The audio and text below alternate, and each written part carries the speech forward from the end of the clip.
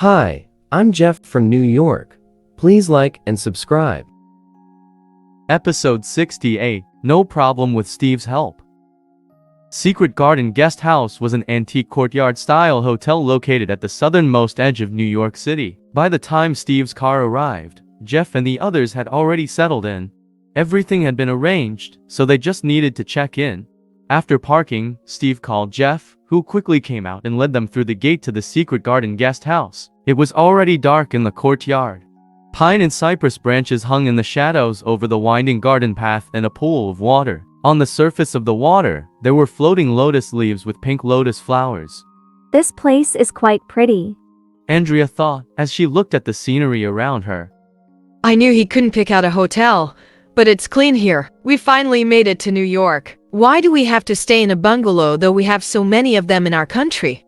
Teresa thought. Although Secret Garden Guest House was not as unbearable as she had imagined, she still didn't feel that it was good enough. She liked hotels that were tall buildings like the Berkeley, and not bungalow style like the Secret Garden Guest House, but she didn't see a point in speaking her mind.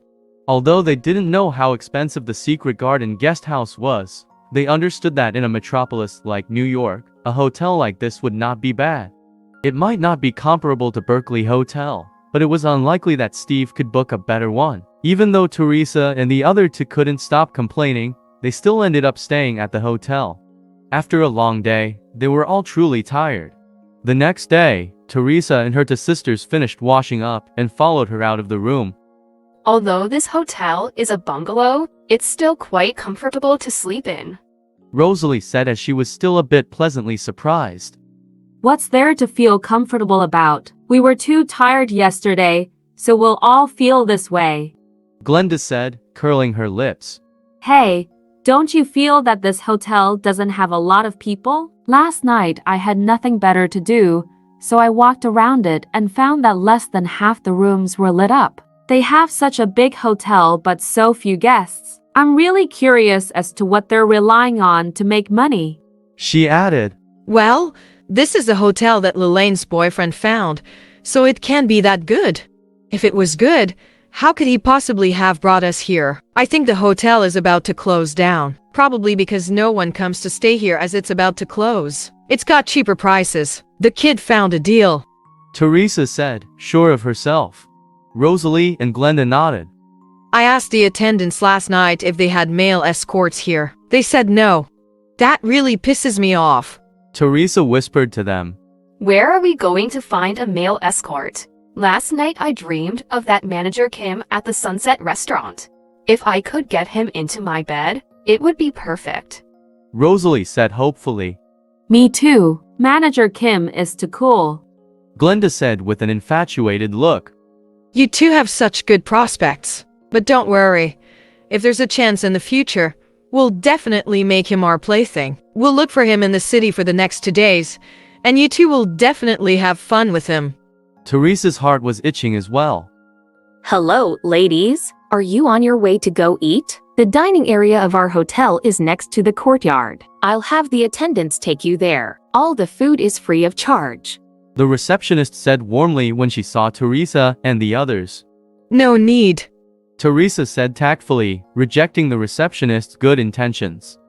A restaurant that's about to close down? What could there be that's good to eat? It's free, so it must be cheap food. She thought. Although the hotel was on the verge of closing, the receptionist and waitress were really attractive. At that moment, Lillian's mother, Isabelle, walked out as well. Hello, our hotel offers free food and drinks. It's by the courtyard. I'll have the waiter take you there. The receptionist said as she approached Isabelle. She had been instructed that this was an important guest that must be treated well. Isabelle is happy to eat a free meal. The receptionist took her to the courtyard while Teresa and the other two snickered and walked away. Look at this big garden. There are so few people walking around at such a good hour in the morning. The food and drinks are free, just perfect for lowly people like Isabelle and her group. Let's go. The three of us will go to eat at a better place, said Teresa. Do you think we'll find toast and eggs? She asked, the other two proudly. Let's go look for some. They chimed. That's fine. After we finish eating, let's take a good stroll around the city and see where we can find male escorts. I'll let you two ladies have a good time. The three women laughed as they talked to each other walking out of the Secret Garden guest house. A week passed by quickly since Teresa and the others looked down on the Secret Garden guest house. They had not eaten a single meal there. They had indeed heard of a place with male escorts. The three of them had gone twice, which cost them over $6,000. Although Teresa's family had little money, if she spent too much this time, it might arouse her husband's suspicions, so she didn't dare to overuse her bank account.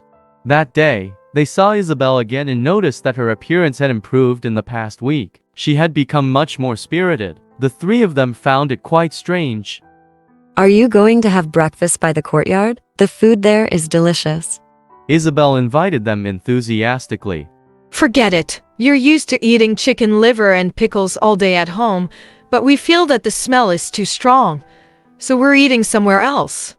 Teresa looked at Isabelle with disdain, then took Rosalie and Glenda out of the Secret Garden guest house. After they finished their meal, they began to stroll around at the window shop at the shopping malls in the city. By 11:30, their stomachs were growling.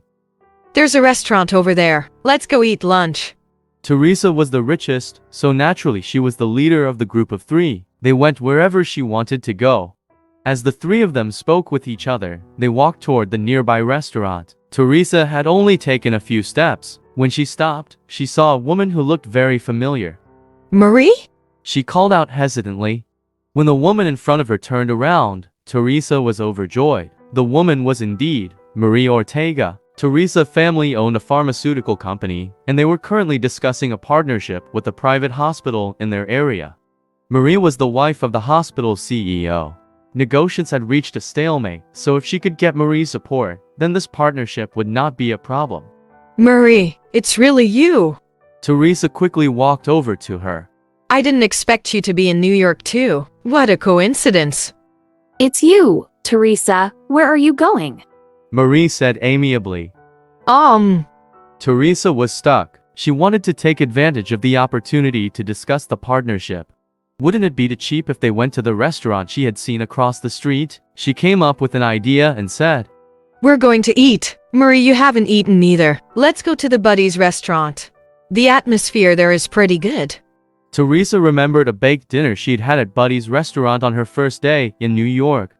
If I hadn't met Marie today, I wouldn't have remembered that we ate there. She cursed to herself. Buddies, it's pretty upscale there, and they have such pricey food. I think we should find a place to eat nearby. Marie said with a smile. She had heard from her New York friends that Buddy's was one of the most expensive restaurants in the city. It was not something that ordinary people could afford. Marie was not confident. This is even better. If I were to treat her to a meal at Buddy's restaurant, she would look up to me. Even if I asked her for help, she would be too embarrassed to refuse. Thought Teresa. It's all right, Marie. Don't worry. It's not easy for us to meet in a different city. I'm treating you to a meal. You can't reject me. Let's go. Teresa said. She hailed a taxi and took them all to the Buddy's restaurant. It's really good here. We ate here recently. As Teresa spoke, she led Joanne into the restaurant. The waiting area was already filled to the brim with more than 10 people in line. Teresa, there's a long wait. Why don't we find another restaurant? Marie was still a little nervous in terms of status and wealth. Teresa couldn't even compare to her, and even she was a little scared to come here. She didn't believe that Teresa could afford this place. Hey, Marie, what are you looking for? Wait a minute. We'll have a seat soon.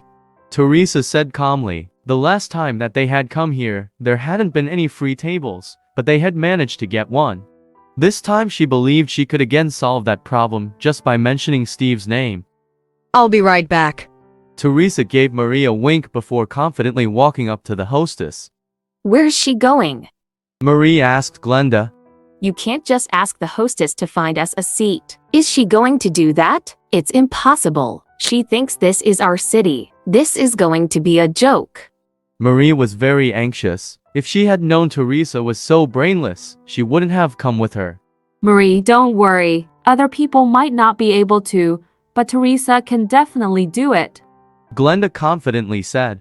Her daughter is dating an important man, and the last time we came here for dinner, we relied on him to get us seats. Who is her daughter's boyfriend? Is he very powerful? Marie asked curiously.